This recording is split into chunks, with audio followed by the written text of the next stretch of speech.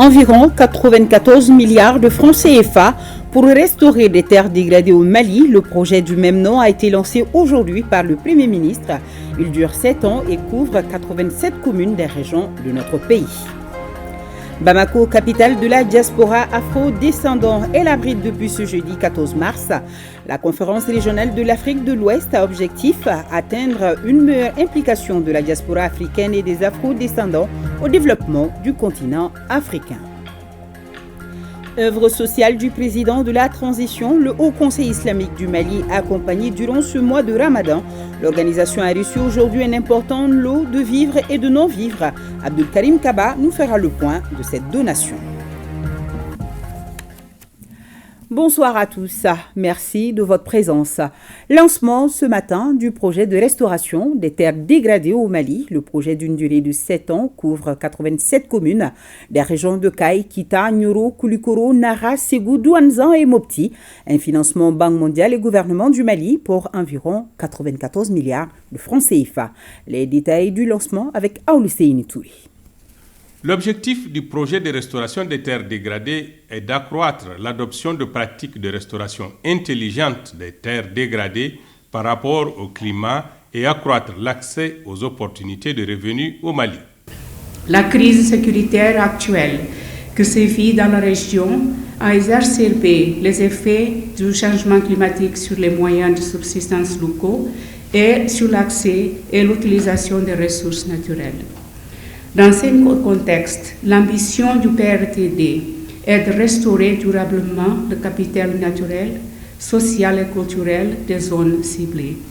En effet, pour atteindre son objectif, qui est d'accroître l'adoption de pratiques de restauration intelligentes face au climat et accroître l'accès aux opportunités de revenus au Mali, le projet a opté pour une approche résolument innovante, transformatrice et multisectorielle de gestion intégrée des paysages.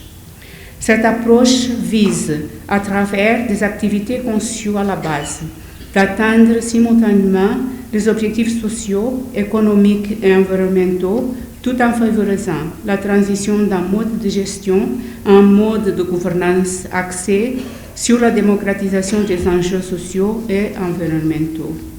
Le projet de restauration des terres dégradées met l'accent sur le capital culturel, le capital social et le capital naturel. Plus de 90% des ménages dépendent du bois de chauffe et du charbon de bois pour leurs besoins domestiques. Au Mali, plus de 2,3 millions de personnes sont concernées par le phénomène de la dégradation des terres. Chaque année, nous perdons plus de 100 000 hectares de terres forestières. Diverses causes sont répertoriées. Environ 2 millions de personnes vivent sur des terres dégradées au Mali. La dégradation des terres menace les moyens de subsistance de nombreux ménages en réduisant la production alimentaire et le stockage de l'eau, affectant négativement la biodiversité, le carbone organique du sol et les services écosystémiques. Au Mali, près de 90% des ménages dépendent du bois de chauffe et du charbon de bois pour leurs besoins énergétiques. Plus de 100 000 hectares de terres forestières sont perdus chaque année, bien plus que la superficie reboisée annuellement évaluée autour de 10 000 hectares seulement. Ainsi, sur les 32 millions d'hectares de forêts répertoriés en 1985, il n'en reste actuellement qu'environ 17,4 millions d'hectares. Le Mali intègre toutes les questions liées au changement climatique. Le projet de restauration des terres dégradées cible les populations vulnérables que sont les déplacés, les migrants, les transhumants et les personnes âgées. Les questions de l'environnement et du développement durable sont des enjeux majeurs pour les autorités de la transition que nous sommes. À titre de rappel, dans la Constitution du 22 juillet 2023, on dispose dans l'article 22 que, je cite, « toute personne a droit à un environnement sain et durable ». Fin de citation. Et dans son article 25, elle dispose Je cite, la protection de l'environnement et la promotion de la qualité de vie sont un devoir pour tout citoyen et pour l'État. Fin de citation. Cette initiative dont nous procédons au lancement officiel ce matin contribuera à l'atteinte des objectifs de développement durable. Mesdames et messieurs, le Mali s'est engagé depuis plusieurs décennies à lutter efficacement contre les effets pervers du changement climatique en signant la Convention cadre des Nations Unies sur les changements climatiques le 18 décembre 1994 et le protocole de Tokyo le 27 janvier 1999. À cet effet, il a élaboré un programme d'action national d'adaptation aux effets néfastes du changement climatique et sa politique nationale du changement climatique assortie d'une stratégie et d'un plan d'action. Au plan macroéconomique, le Mali intègre la dimension environnementale et en général celle des changements climatiques, en particulier dans le processus de planification. Le pays subit aussi les conséquences néfastes liées aux pratiques de l'homme, notamment les feux de brousse, les cultures itinérantes sur les brûlis, les défrichements anarchiques et les pâturages. À la fin de ce projet d'une durée de 7 ans, les pratiques en matière de restauration des terres dégradées connaîtront une augmentation substantielle. De même, les opportunités seront créées pour les femmes et les jeunes dans le sens de l'accroissement de leurs revenus. Le Premier ministre a aussi présidé les travaux de la 20e session du Conseil national de sécurité alimentaire. La session fera le diagnostic de la situation alimentaire au Mali qui connaît une légère détérioration par rapport à l'année dernière, nous fait savoir Aluseyni Touré. La sécurité alimentaire connaît une légère détérioration par rapport à l'année dernière, c'est ce que dira le chef de file des PTF. Michel Knoup insistera sur un certain nombre de recommandations susceptibles d'aider à améliorer la situation. D'après le cadre intégré d'analyse pour la nutrition, les taux de prévalence de la malnutrition restent préoccupants, avec 1,2 million d'enfants en malnutrition aiguë globale en 24, tant du fait de facteurs déterminants conjoncturels que structurels, notamment les pratiques d'alimentation des nourrissons inadéquates, l'accès limité aux services sociaux de base et les maladies hydriques. Comme recommandation générale, il nous semble utile d'insister sur les 4 suivantes. L'opérationnalisation du Conseil national unifié, à savoir le Conseil national de sécurité alimentaire, de nutrition et de protection sociale. 2. Le financement des différentes enquêtes de vulnérabilité, préalable nécessaire aux interventions, en autorisant un décossement anticipé en année N-1 pour les analyses dès le début de l'année civile. 3. L'opérationnalisation du décret du 9 mai 22 portant institutionnalisation du registre social unifié comme la porte d'entrée de tous les intervenants dans l'humanitaire pour un ciblage cohérent des personnes vulnérables. Et enfin, la vulgarisation du Fonds commun des partenaires pour la mutualisation des efforts de ceux-ci dans un cadre de coordination cohérent et national. La situation alimentaire est caractérisée par une forte dépendance des aléas climatiques d'une part et du contexte sécuritaire d'autre part. Mais les efforts de l'État ne font pas défaut. Mesdames et messieurs, en dépit d'importants succès remportés au sein du haut sur le plan sécuritaire, notre session se tient dans un contexte où les populations maliennes ont été durement affectées par les crises successives d'ordre alimentaire et humanitaire, engendrant un impact plus marqué pour les régions du centre et celles du nord. La superposition de plusieurs facteurs découlant des changements climatiques et de l'insécurité physique a contribué à l'exacerbation de l'insécurité alimentaire et nutritionnelle avec les déplacements forcés de plusieurs ménages. Aussi, la multiplication d'actes malveillants et délibérés, vols, pillages, etc., dans certaines parties du pays a engendré la détérioration des moyens d'existence, ce qui a accru davantage l'exposition des ménages pauvres à l'insécurité alimentaire.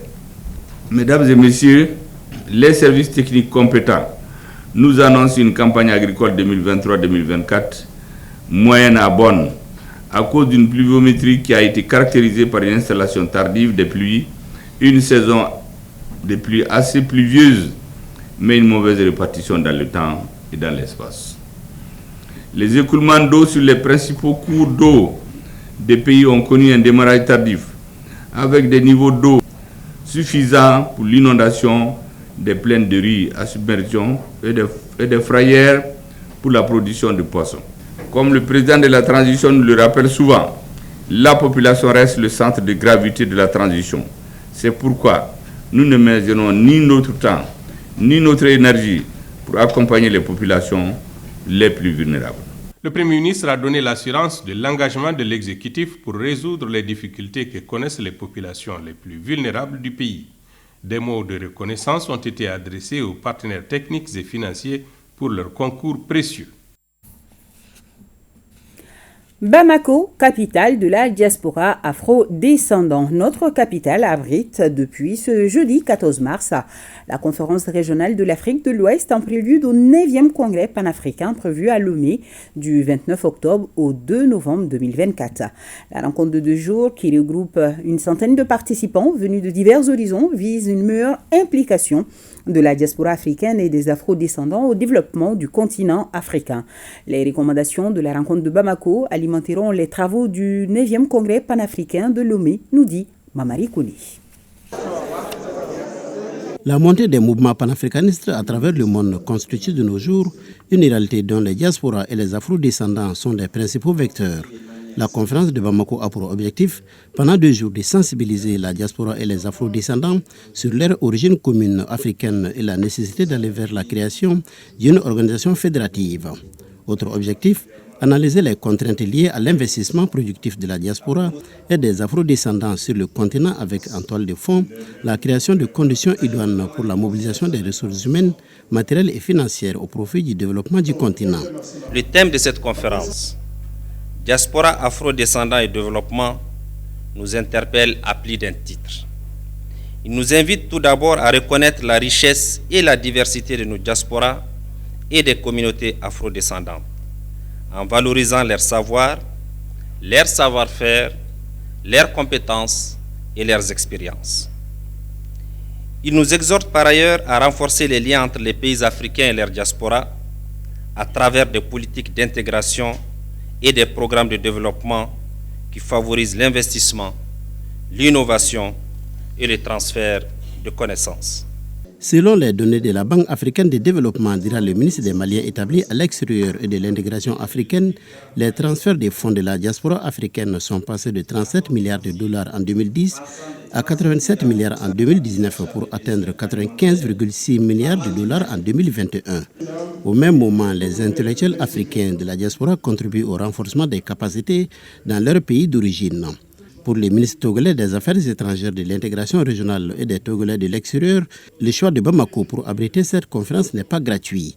Le Mali a la chance d'avoir un digne fils de l'Afrique, un digne fils du nouveau Mali, cet homme exceptionnel qui est en train de changer le destin du vaillant peuple malien.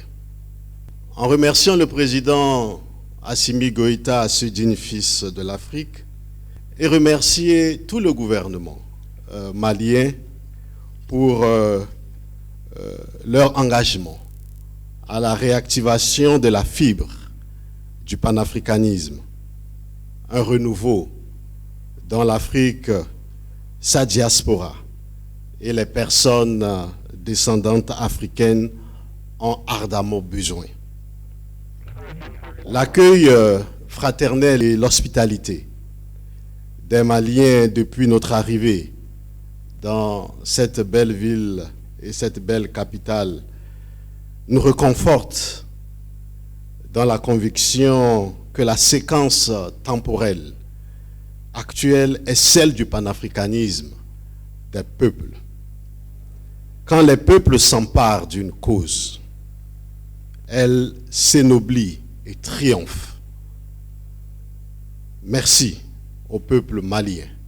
En dépit des efforts consentis pour l'épanouissement des diasporas maliennes et des ressortissants étrangers établis au Mali, le gouvernement mesure l'engagement des diasporas maliennes, africaines et afrodescendants en faveur de la noble lutte d'émancipation et de libération des populations maliennes.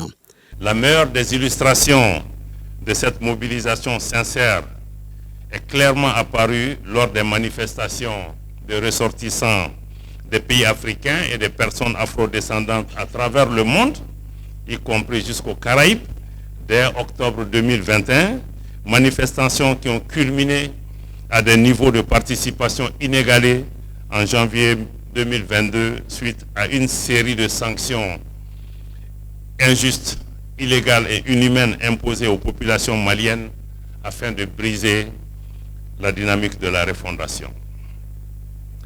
Les Maliennes et les Maliens ont ainsi reconnu et apprécié à sa juste valeur le soutien spontané et fraternel de leurs frères et sœurs, particulièrement en période de crise. Le ministre Diop a également rappelé l'attachement du Mali aux valeurs originelles du panafricanisme et ne peut, dit-il, cohabiter avec une politique centrée sur des sanctions et des mesures illégales par certaines organisations. Tenant de la renaissance culturelle africaine que nous sommes, il est capital de mettre à profit ces moments de co-réflexion et d'intelligence collective à la lumière des données sociologiques et historiques qui ont marqué la marche de l'Afrique vers les indépendances et vers la décolonisation mentale pour proposer des stratégies non seulement de protection et de conservation de nos identités africaines, mais surtout pour impulser le développement économique durable dans le continent et dans un contexte de souveraineté retrouvée. À la conférence de haut niveau de Bamako prennent part environ une centaine de participants. Ils sont entre autres chercheurs, journalistes, communicateurs, universitaires, étudiants et cadres de l'administration. On note aussi la présence des ministres du Burkina Faso et du Cap-Vert. La conférence régionale de Bamako sera sanctionnée par des recommandations qui alimenteront les travaux du 9e congrès panafricain prévu du 29 octobre au 2 novembre 2024 à Lomé au Togo. Vous l'avez constaté, ce rendez-vous enregistre la présence de plusieurs personnalités se retrouver pour parler de la diaspora africaine et des afrodescendants et leur rôle dans la construction panafricaniste est fortement apprécié. Tous les participants saluent la tenue de cette réunion préparatoire et soulignent la nécessité de mettre en place aujourd'hui des mécanismes pour mobiliser et impliquer la diaspora dans tous les processus de développement africain. Aridjou Matina. Cette rencontre régionale de haut niveau constitue une opportunité pour magnifier la diaspora africaine et les afrodescendants. Le continent africain en pleine mutation, riche de sa diversité culturelle et de son histoire, est désormais conscient du rôle prépondérant de la diaspora. Ainsi, les travaux de Bamako en prélude au 9e congrès panafricain à Lomé vont déjà permettre de consolider l'esprit panafricaniste et de proposer des stratégies innovantes pour la diaspora africaine et la communauté des afro-descendants. C'est vraiment un sentiment de joie, de plaisir de partager avec nos frères et sœurs du Mali, mais aussi avec nos frères et sœurs qui vivent dans d'autres pays sur ce qu'est l'Afrique, ce que doit être l'Afrique et ce que sera l'Afrique. Diaspora afro-descendant, le thème nous amène à nous souvenir de nos prédécesseurs, ceux qui ont dans leur discours porté l'Afrique en tant qu'entité unique. Je pense à Feu Modibo Keïta, je pense à tous les panafricanistes. Les enjeux, ça va permettre de renforcer notre sentiment de panafricanisme. En même temps, ça permettra de faire savoir toutes les compétences qu'ont ces Maliens basés à l'extérieur et permettre que ça puisse être un vivier en ressources humaines, mais aussi en investissement pour les différents domaines dans lesquels ils sont concernés. La réunion préparatoire de Bamako sera ainsi mise à profit pour renforcer les liens entre les pays africains et la diaspora à travers des politiques d'intégration et des projets de développement qui favorisent l'investissement et des transferts de compétences. Cette conférence pour parler de l'apport que la diaspora peut porter à l'Afrique dans la construction du panafricanisme, c'est important pour nous. C'est important pour nous, les pays africains, d'avoir une vraie politique d'attraction des investissements, des capitaux humains pour ajouter valeur à tous les efforts de développement de l'Afrique. Le Mali a le panafricanisme comme ADN. Les Maliens ont été les premiers à ouvrir ce que nous appelons aujourd'hui les afro-descendants et la diaspora. Donc c'est normal que ça soit ici. C'est un lieu de rappel historique pour dire qu'au-delà de l'esclavage, nous avons par nous-mêmes commencé à essaimer l'Afrique à travers le monde. Les participants qui sont les chercheurs, les journalistes, les cadres de l'administration venus un peu partout en Afrique vont se pencher sur un certain nombre de thématiques et formuler des recommandations devant enrichir les travaux du 9e congrès panafricain de Lomé. Oui, autant d'intelligence, d'expertise et de matières grises africaines réunies dans une seule et même salle. Et à Bamako, dans le Mali d'aujourd'hui, du colonel Assimi Goïta, le Mali est membre inconditionnel de l'AES. Les enfants de l'Afrique, ceux des diasporas et les afro-descendants échangent sur le processus de développement de l'Afrique, berceau de l'humanité, sur les deux thématiques, diaspora, afro-descendants et panafricanisme. Comment fédérer les stratégies pour relever le défi de la renaissance africaine et apport de la diaspora et des afro-descendants au développement du continent africain. Des propositions concrètes ont été faites. Écoutons quelques réactions au micro de Abdoulaye Sako. On est d'accord dans le contexte du panafricanisme qu'il faut créer des institutions de solidarité pour la souveraineté de l'Afrique, politique, économique et culturelle. C'est ce que tout le monde dit. Les gens veulent l'engagement de la diaspora, des peuples de descendance africaine. Ma contribution, c'est que il faudrait proposer une méthodologie pour y arriver. Et la méthodologie que je propose est à 5 niveaux. Le premier point, c'est que nul n'a envie de s'associer à ce qui ne marche pas. Donc les Africains doivent créer des conditions pour être des modèles de succès. Le deuxième point, c'est ce que j'appelle les success stories. Il faut qu'on raconte nous-mêmes notre propre histoire. Et il faut changer notre narrative de flip the script. Au lieu de parler tout le temps de ce qui ne marche pas, il faut parler des choses qui ont été faites et qui sont positives. Le quatrième élément, du point de vue politique, il faut que les gens sachent qu'il y a une loi non écrite de la politique étrangère américaine. C'est que l'Amérique blanche ne bouge que lorsque l'Amérique noire indique le chemin. Le cinquième élément, sur quelle philosophie, quelle vision on s'appuie pour pouvoir faire avancer cette méthodologie, c'est la question de l'identité. L'identité culturelle, l'identité idéologique, l'identité civilisationnelle. La première chose dont l'Afrique a besoin, c'est de capital humain. On a des hommes merveilleux dans le monde entier, dans la diaspora, à l'étranger et même des afro-descendants. Tout ce qu'ils demandent, c'est rentrer en Afrique et faire des choses. La deuxième solution, évidemment, c'est le panafricanisme. Grâce au panafricanisme, on va pouvoir tous ensemble se fédérer et se battre pour les causes africaines. Et la dernière, bien évidemment, c'est les femmes. Il n'y a pas d'Afrique de futur sans les femmes. Donc j'ai donné 2 proverbes en swahili pour résumer les points que je voudrais relever. Donc le premier, c'est un proverbe qui dit « Haba na haba hujaza kibaba ». Donc c'est petit à petit, on peut remplir une jarre ou un seau avec l'eau ou avec l'huile. Et l'idée, c'est que petit à petit, étape à étape, on arrive loin.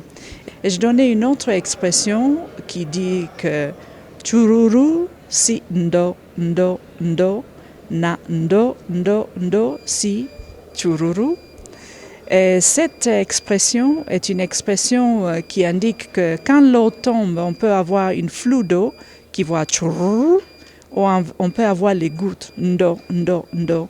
Donc il faut toujours penser sur cette idée de qu'est-ce qu'il faut avoir, les plateformes, des procédures pour arriver avec le chururu, mais il faut aussi valoriser et rendre plus facile les actes individuels et les étapes différentes de Ndo. Nous avons dit qu'il faut convoquer l'antériorité de l'Afrique berceau de la civilisation et considérer que tous les Africains, partout dans le monde, sont chez eux et à partir de là définir une stratégie globale de mobilisation de cette diaspora. Pas seulement aborder la diaspora comme étant appartenant à tel pays, c'est bon tout ça, mais il faut articuler ça de manière globale, c'est important. Deuxièmement, à partir de ce principe, il est très facile de mobiliser une stratégie, ce que vous appelez une stratégie financière panafricaniste, qui consiste à penser le financement de l'Afrique par les Africains. Deuxièmement, il faut une stratégie cognitive, c'est-à-dire la pensée, l'intellectualité, des universités panafricanistes dignes de ce nom, qui intègrent la diaspora. Il y a aussi la nécessité de renouveler l'unité africaine. Au niveau des structures, l'Union africaine nous pose des problèmes. Il faut une pensée, une nouvelle dynamique, pour voir comment on peut dynamiser ces structures-là, ou bien créer de nouvelles qui vont mieux épouser les enjeux globaux, continentaux, sous-régionaux et nationaux, n'est-ce pas, de l'implication de la diaspora. Voilà, Bamako qui abrite donc cette rencontre d'envergure.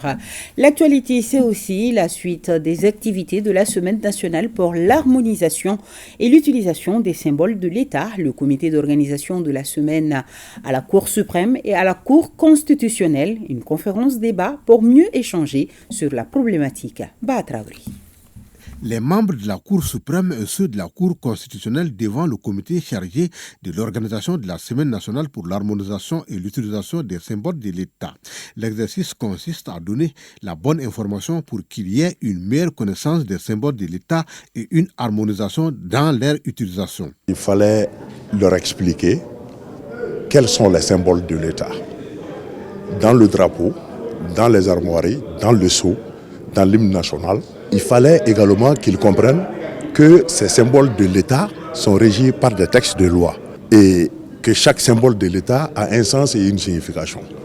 Troisième élément, il fallait leur faire comprendre que eux tous pris collectivement aussi bien qu'individuellement n'ont pas le droit de se faire confectionner des cachets et de les apposer sur des documents engageant l'État ou la République sans passer par le ministre de la Justice, garde des Sceaux, qui en est le seul et l'unique responsable. Les participants se disent bien outillés car les débats ont été instructifs. La formation qui nous a été donnée aujourd'hui, ça nous permet de savoir pourquoi ces symboles d'abord ont été choisis, comment les utiliser et la législation à la matière. Il y a tout un désordre par rapport à l'utilisation des symboles et les gens ne maîtrisent pas les textes vraiment par rapport à l'utilisation de ces symboles-là.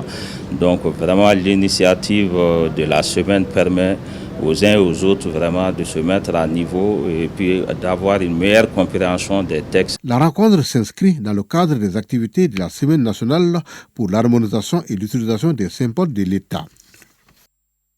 Œuvre sociale du président de la transition, le Haut Conseil islamique du Mali, accompagné durant ce mois de Ramadan. L'organisation a reçu aujourd'hui un important lot de vivres et de non-vivres. Abdul Karim Kaba nous fait le point de cette donation. 400 sacs de riz de 50 kg, 200 sacs de sucre, 200 sacs de pâtes alimentaires, 200 bidons de 20 litres d'huile alimentaire, c'est la quantité de dons offerts par le président de la transition au Haut Conseil islamique du Mali. Avec cette fêtière, la particularité a été aussi, en plus des vivres, des cartons de date, des exemplaires de Coran et des chapelets ont été aussi remis. L'importance et la dimension sociale de l'action du chef de l'État vise à soulager les personnes vulnérables. Que soit ton appartenance, le président dit que tu as ta place. Donc c'est dans ce cadre-là qu'on est là pour dire à la communauté musulmane de faire beaucoup de bénédictions pour le pays, pour notre armée qui se bat actuellement au front, pour le président aussi, et que ces dons puissent atténuer vraiment la souffrance des Maliens. Ce geste du président de la transition dans le cadre de ses œuvres sociales est la preuve de son engagement à soutenir ses compatriotes. Occasion donc pour le porte-parole du Haut Conseil islamique du Mali d'exprimer toute sa reconnaissance et celle des populations bénéficiaires au colonel Assimi Goïta pour son attachement constant à œuvrer pour le bonheur des Maliens. Amba foye ay bismillah Haut Conseil Jabalala bidoina ni sungolo bayina ala deli akan nali ala ka ke heray ala ka ke wasa ala ka ke korotay sabana na nyogon soro komina obe foli kumbo noye jamana nyema son excellence colonel Assimi Goïta abe deme mingi ani abe bonya mingi ka do kerengeren ka nyeshi Haut Conseil ma ni ambe o keneka na be teme aywa akama min blalembe o kama fo ka se ministre somi no ye an yere ka titelier no lu bela jelembe keneka otmana o bonya min flenie ka benin kaloba ima ka nyeshi Haut Conseil ma okoro ye islamé nyema o anyeshi na oluma okoro islamé jama communauté musulmane anyeshi na oluma sabo ma fembe Haut Conseil konnana a bela jelen bita soro jama do ba dafe islamé jama la otmana na ye bonya minge ay bonya ke ma chamanye Allah subhanahu wa ta'ala debe olu hakedo otmana ambe président amba fo. Cette remise au Haut Conseil islamique du Mali intervient après celle effectuée dans plusieurs localités à l'endroit des fêtières, associations et groupements d'associations. Nous avons fait beaucoup de localités du pays. Dans toutes ces localités, à l'exception du Haut Conseil islamique, on a distribué 100 kits. 100 kits alimentaires constitués de riz, de mil, de sucre, d'huile, de pâtes alimentaires. Au Haut Conseil islamique, c'est 200 kits. La mise en œuvre des œuvres sociales du président de la transition est une volonté affichée du donateur, colonel Assimi Goïta. De plus en plus, elle est diversifiée et multiple afin de toucher le maximum de personnes pour le développement du pays à travers la solidarité et l'entraide. Poursuivons avec les donations issues des œuvres sociales du président de la transition. L'arrondissement de Gundaka vient de recevoir sa part des mains du gouverneur de la région de Bandiagara. Cette remise n'est pas la seule de la visite, nous dit Awa Adama Coulibaly. Plus de 60 km parcourus par le gouverneur de la région de Bandiagara et sa délégation pour épauler la commune rurale de Pignari-Bana. Ici, ils sont venus avec des centaines de sacs de vivres. Dans le cadre de soutien à la population, au nom de son Excellence le colonel Assimi Goïta, président de la transition, chef de l'État, qui nous a toujours instruits d'aller là où se trouvent les Maliens, où qu'ils se trouvent, d'aller les apporter le soutien de l'État et les dividendes du Malikoura dont on veut pour les générations futures.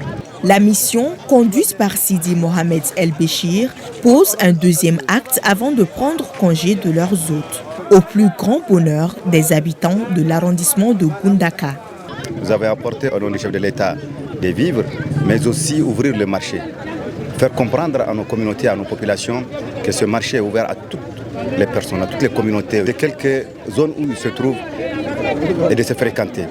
Ces déplacements si lointains que vous venez d'effectuer témoignent votre volonté, votre détermination à œuvrer pour la paix dans notre pays en général. Le conseil communal de Pignari-Bana et toute sa population déjà satisfait des résultats de cette journée de travail. Le gouverneur a exhorté la population à préparer et faciliter le dialogue intermalien qui s'ouvrira très prochainement dans les communes du pays. Le Programme alimentaire mondial et le Commissariat à la sécurité alimentaire réfléchissent à la meilleure manière d'anticiper les risques liés aux effets des changements climatiques. Une initiative commune, nous précise Ba Traoré.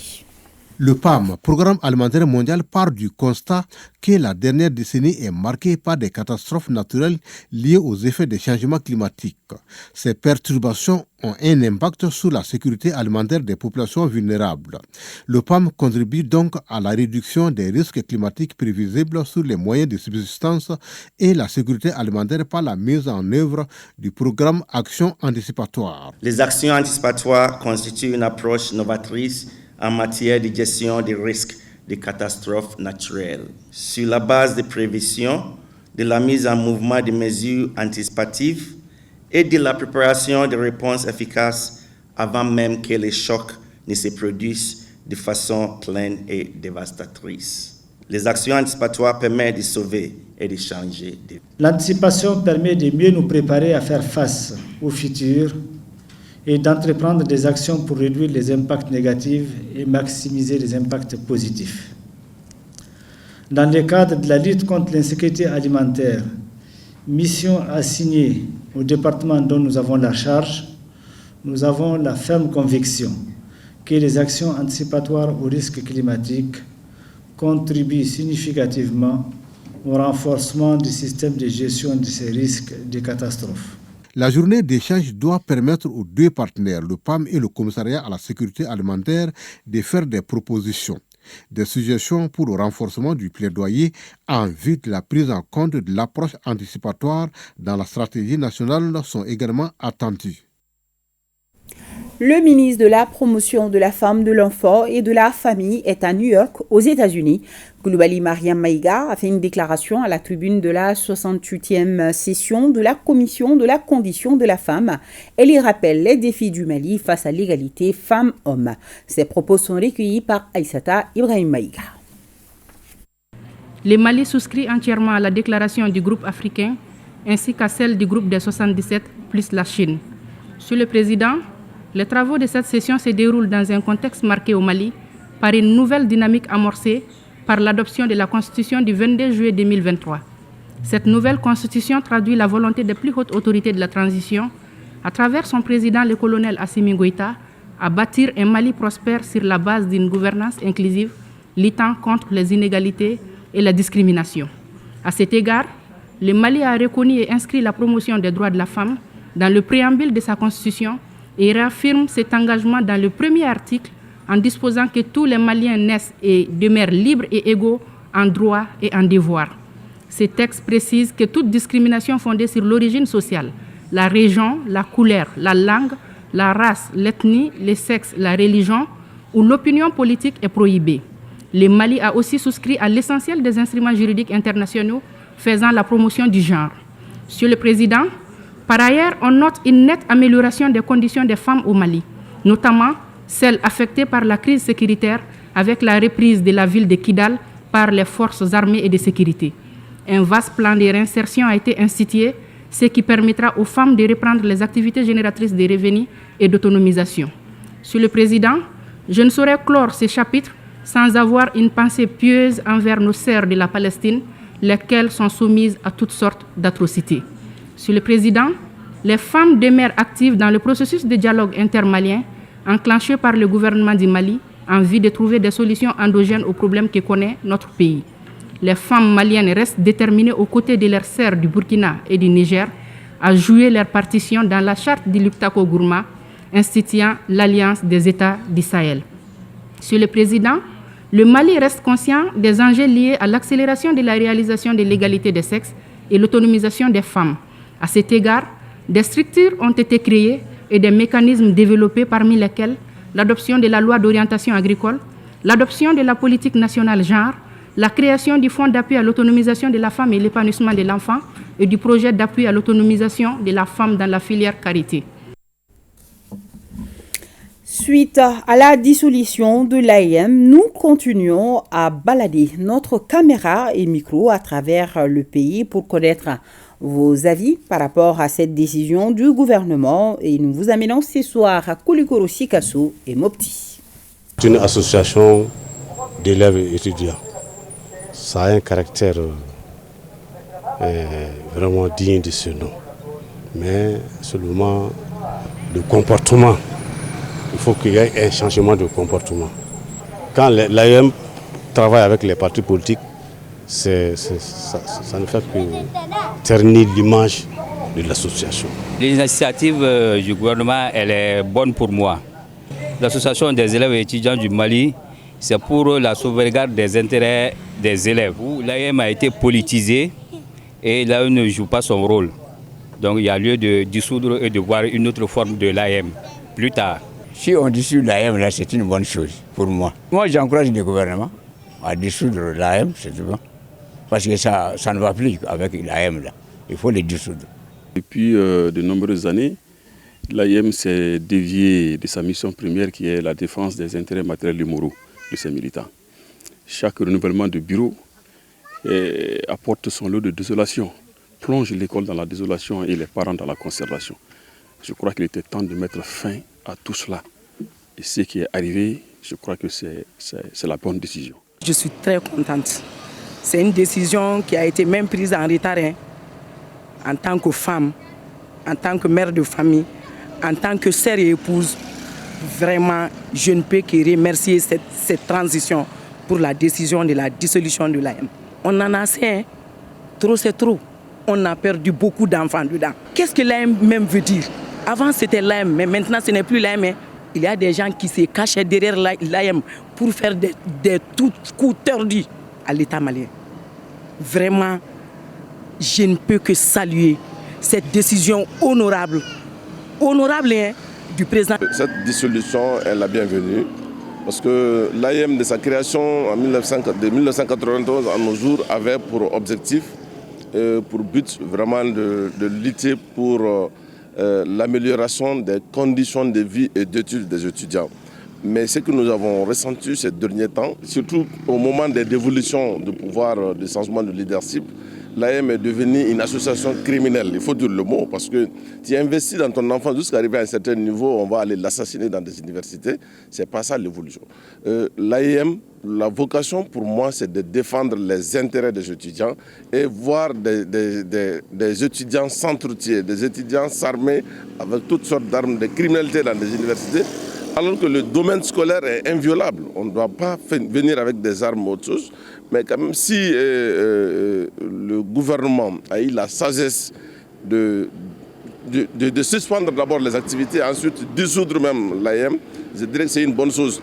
Mais qu'à cela ne tienne, c'est une organisation syndicale.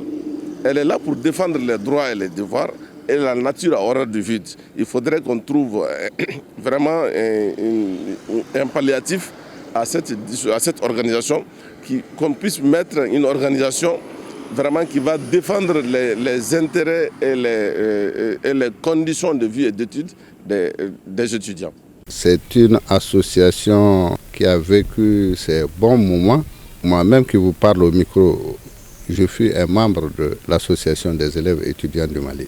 Mais là où l'association est arrivée, franchement, c'est regrettable. C'est la désolation totale. Le monde scolaire aujourd'hui, par la faute de cette association, souffre. L'école malienne souffre. Les parents souffrent. Le pays souffre. Donc si les plus hautes autorités ont pris cette décision courageuse, c'est vraiment salutaire.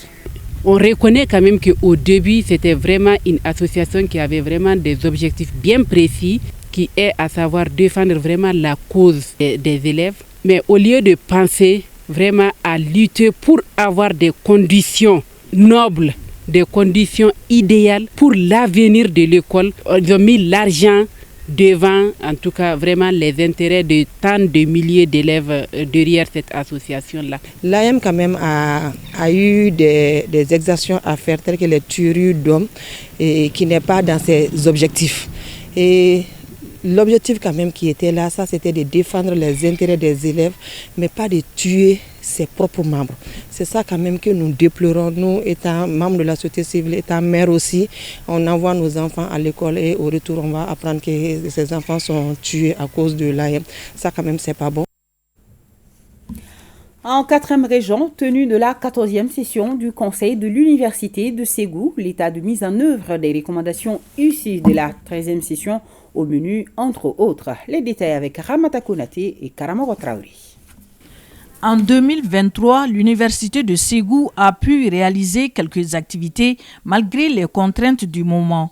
Les cours se sont déroulés à souhait, malgré les grèves perlées du syndicat des enseignants-chercheurs et par moments des étudiants. La tenue de l'instant de l'enseignant-chercheur 2023 est un élément phare qui a recensé près de 200 auteurs associés à 66 communications orales. En outre, l'atteinte des objectifs du plan stratégique de développement 2021-2025 et du programme annuel de performance 2023 fait face à des difficultés. Les 7 propositions de projets dont 4 de recherche et 3 de thèse retenus par la commission de sélection, n'ont pas pu être financés à cause de la baisse substantielle du budget de l'État. Par rapport au retard dans les calendriers académiques, dû au nombre croissant de nos effectifs et au faible nombre de personnel enseignant. Autre défi évoqué au cours de cette 14e session du Conseil de l'Université de Ségou, le raffermissement du climat social. J'invite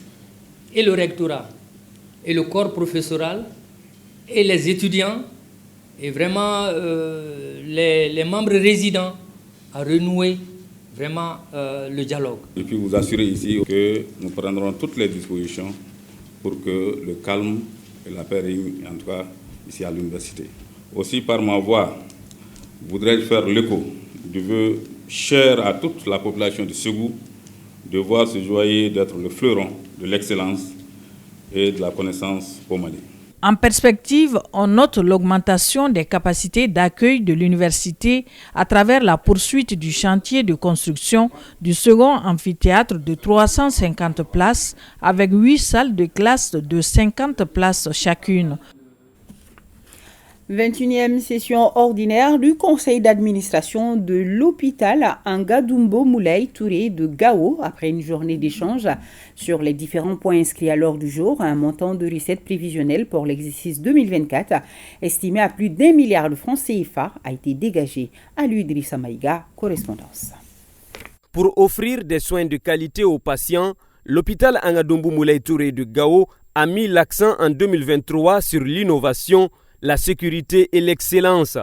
Toutes les réalisations faites au sein de la structure ont été rendues possibles grâce à l'accompagnement du département de la santé et de son partenaire traditionnel, le CICR.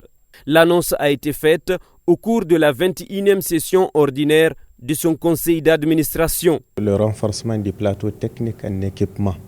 Ça, le département n'a pas du tout blagué avec l'hôpital de Gao. Il y a beaucoup d'équipements à l'imagerie aujourd'hui qui ne sont plus surtout les CG, l'échographie, la radiographie mobile.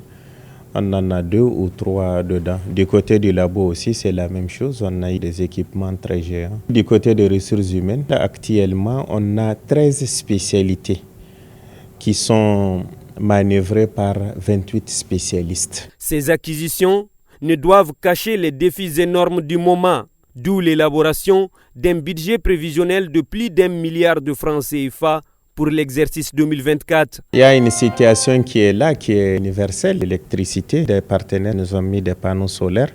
Donc certains blocs sensibles sont déjà sous ces panneaux solaires. Une situation d'environ 20 kVA, c'est à travers la mobilisation du gouverneur de la région. Il y a une perspective avec les CICR pour nous prendre encore d'autres services assez sensibles. Donc les perspectives sont surtout centrées par rapport à l'électricité. Ensuite, certaines spécialités pour lesquelles nous sommes contraints à faire des références et évacuations. Un des objectifs de la présente session est de donner à l'hôpital des orientations et des recommandations nécessaires permettant l'atteinte des objectifs assignés dans le plan opérationnel 2024. Le conseil d'administration, à travers ma personne, adresse ses vives félicitations à la direction générale, à tous les personnels de l'hôpital. Au terme des travaux, 2 recommandations ont été formulées. Le conseil d'administration a autorisé la commission de travailler sur les dossiers des primés CICR et rendre compte. Ensuite, faire adopter le document du projet d'établissement par le conseil d'administration. Et c'est à Mopti que la première session du comité d'orientation interrégionale du projet conservation de la réserve de la biosphère du Gourma au Mali s'est tenue. Cette session devrait approuver le programme de formation des communautés pour qu'elles servent de relais dans la lutte contre le braconnage. Le projet conservation écosystémique des éléphants de la réserve du Gourma est mis en œuvre par l'ONG américaine Wild Foundation. Envoyé spécial à Mopti, Mamadou Fani. La conservation de l'écosystème des éléphants de la réserve de la biosphère du Gourma au Mali phase 2 passe par une synergie d'action des communautés. Cette action coordonnée a pour but une prise de conscience et une compréhension partagée des problèmes de dégradation et de gestion des ressources naturelles dont les éléphants du Gourma. Ce comité interrégional d'orientation qui regroupe les régions de Douanza, Tombouctou et Mopti est donc l'occasion d'examiner les différents aspects relatifs à la vie du projet. La première phase du projet financé par l'Union européenne a eu des résultats encourageants. Le résultat qu'on attend, c'est de s'approprier du projet. Tout le monde se met à l'œuvre pour mettre des actions concrètes de protection des éléphants. C'est de voir comment libérer les mares fréquentées par les éléphants. C'est comment aussi mettre des actions concrètes telles que les mises en défense, les périmètres communautaires, où ils développent des actions de restauration des terres dégradées. On a mis en place, par le biais de Willy Foundation, une brigade mixte anti-braconnage composée d'éléphants et de militaires qui font des patrouilles régulières sur l'itinéraire de parcours des éléphants. Il y a les éco-gardes aussi qui nous donnent l'information sur l'état de l'habitat des éléphants. Il y a une certaine complicité tacite localement qui fait qu'aujourd'hui, les braconneurs sont très difficiles à détecter. Le projet conservation écosystémique des éléphants de Gourma a permis de décompter de nos jours 316 pachydermes grâce aux efforts des communautés, des forces de défense et de sécurité et aux éco-gardes. Un effort qui sera renforcé au sortir de ce comité d'orientation. Quand on place les comités de pilotage au niveau central, ça devient extrêmement compliqué. En ramenant ceci au niveau opérationnel, ça permet d'impliquer tous les acteurs et de comprendre le ressenti et le retour de ces acteurs qui vivent au quotidien cette protection de la biodiversité de façon générale, mais celle des éléphants. La présente assise élucidera la vision et les missions à la fin de la session. Le présent projet ambitionne de protéger les éléphants du Mali dans la réserve créée par l'État, améliorer les moyens de subsistance des communautés locales qui vivent sur les mêmes espaces que ces éléphants. Les recommandations issues du comité permettront de responsabiliser 17 communes des régions de Mopti, Douanza et Tombouctou afin de pérenniser les actions de Willy Foundation. Les acteurs en charge des questions de gouvernance locale au service du développement local sont en conclave pour examiner et valider les activités programmées pour l'année 2024. Le reportage est signé Inaba. Pour ce premier comité de pilotage, les membres examinent et valident le rapport d'activité programmée dans le plan de travail 2024. Ils statuent et adoptent le budget destiné à la mise en œuvre des activités planifiées dans les 3 régions du programme, à savoir les régions de Bougouni, Koulikoro et Sikasso. Le gros défi, l'État joue sa partition. Mais nous, en tant qu'acteurs d'appui, d'accompagnement des collectivités, il faudrait que nous puissions travailler à faire en sorte que les communautés, les collectivités, les populations puissent accéder rapidement et dans les meilleures conditions aux services sociaux de base. Le programme Gouvernance locale au service du développement, organisateur du comité de pilotage, est le fruit du partenariat entre la République du Mali et le Royaume des Pays-Bas. Il est mis en œuvre au Mali par l'Association des municipalités néerlandaises VGN International et l'Association des municipalités du Mali. Le programme SDLG Mali est un programme quinquennal avec un budget de 3,2 millions d'euros. Les grands résultats atteints sont entre autres la capacité des communes bénéficiaires des programmes à élaborer de manière inclusive et à mettre en œuvre leur programme de développement économique, social et culturel. Ce programme, qui couvre la période 2022-2026, vise spécifiquement à renforcer la performance de nos collectivités territoriales et leurs associations en matière de bonne gouvernance, de prévention et de gestion des conflits. Le plan de travail qui va sortir de nos travaux sera mis en œuvre dans 51 communes, réparties entre 4 intercollectivités. Il s'agit de l'intercommunalité Irouakene dans la région de Koulikoro, de l'intercommunalité du bassin du Sankarani dans la région de Bougouni, de l'intercommunalité Nimpagnon dans la région de Sikasso et de l'intercollectivité d'Amako dans les régions de Koulikoro, Bougouni et Sikasso. À noter que ce programme appuie les gouvernements locaux de 8 pays, que sont le Mali, le Mozambique, le Burundi, l'Irak, la Palestine, la Somalie, le Sud-Soudan et l'Ouganda. Fini très bientôt les tracasseries de mobilité pour les usagers du tronçon Sitakili-Didjan dans la région de Kita. On vient de lancer les travaux du pont de Sitakili-Didjan, une initiative de la mairie de la commune rurale de Sitakili à hauteur de 50 millions de francs CFA, suivant le commentaire de Bokari Koulibaly. Cet ouvrage, les populations de Didjan et de Sitakili l'ont longtemps réclamé. Voir les travaux de sa réalisation lancés représente une véritable lueur d'espoir pour les bénéficiaires. La plupart des personnes résidant à Didjan ont leur affaire à Sitakili. En période d'hivernage, l'eau nous empêche d'y accéder. La population est parfois obligée d'attendre jusqu'à ce que le niveau de l'eau baisse. La construction de ce pont est un véritable ouf de soulagement pour nous, population de Didjan et Sitakili. Réalisé à hauteur de 50 millions de francs CFA par la mairie de la commune rurale de Sitakili, cet édifice vise non seulement à rallier Sitakili à Didjan, mais aussi contribuer au développement économique de la commune. Les travailleurs miniers aussi, ici à Loulo et ici à Didjan pour venir à Sitakili. Il y a beaucoup de travailleurs qui se sont logés à Sitakili, mais ils viennent travailler à Loulo. Donc, au retour, maintenant, ils passent par cette route. C'est ce motif qui m'a poussé de faire cette réalisation pour le bien-être de la population et pour le bien-être de la commune. Selon l'entreprise chargée de la construction du pont, les travaux devront prendre fin dans un délai de 4 mois. Après les chantiers, le maire et sa délégation ont mis le cap sur 20 villages de Sitakili où ils ont distribué des vivres et des non-vivres aux fidèles musulmans. Un geste philanthropique qui doit permettre aux bénéficiaires de passer les mois de Ramadan en toute quiétude. Les journalistes culturels de l'Afrique de l'Ouest renforcent leur capacité à travers un atelier de formation. Le thème retenu est médias et promotion des industries culturelles et créatives. Mariam Koulibaly pour plus de détails.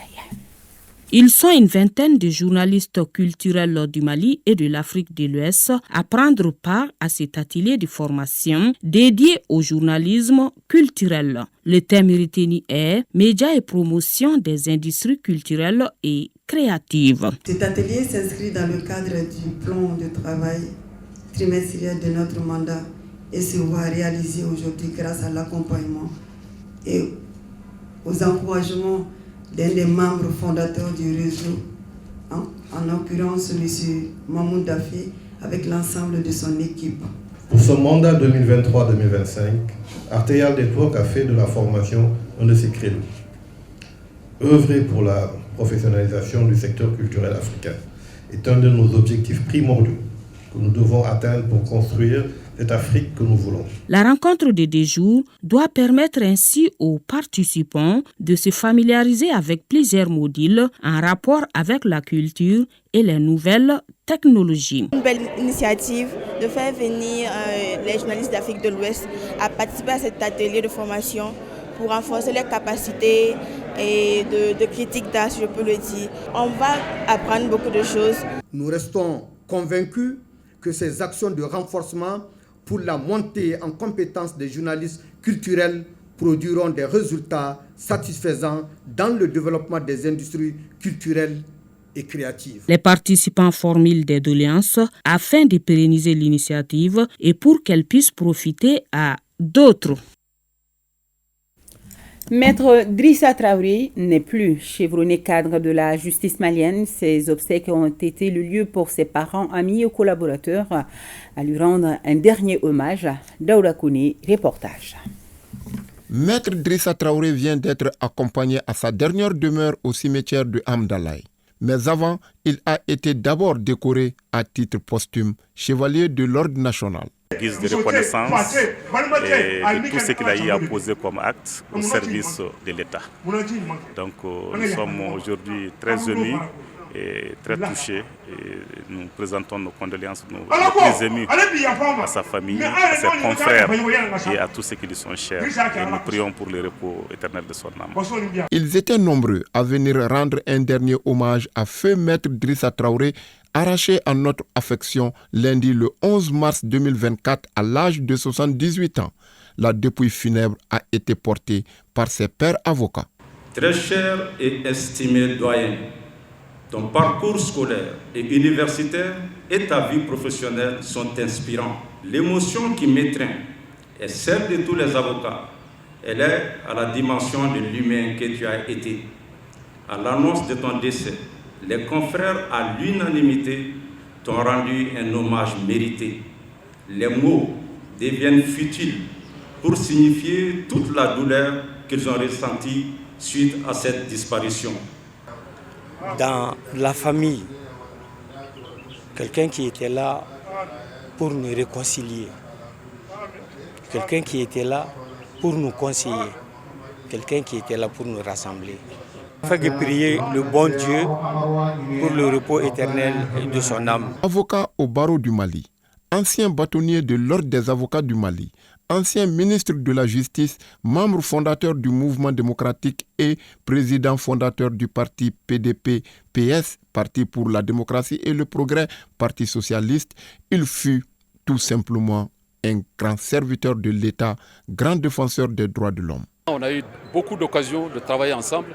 J'étais son correspondant à Paris, dans mon cabinet, et lui-même était mon correspondant chaque fois que j'avais des affaires ici. Il était mon postulant. Et donc nos relations n'ont fait que se développer depuis ce moment-là. Nos relations étaient caractérisées par le juste regard réciproque. Nous avons fait le voyage pieux ensemble. On a fait le voyage pieux ensemble. On a fait la Umrah ensemble.